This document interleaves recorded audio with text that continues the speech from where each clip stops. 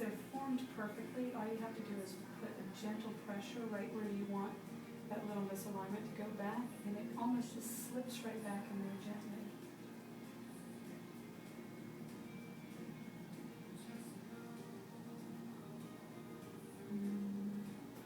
She's got a little one at second cervical, and then a little misalignment here at fifth cervical.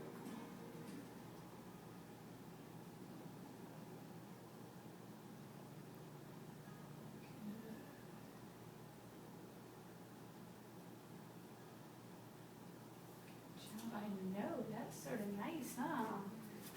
She's like, woo! That was a good one.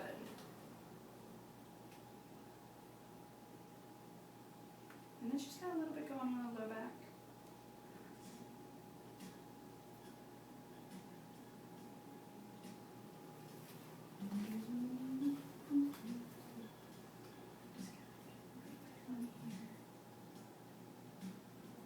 So she's now 4 weeks old.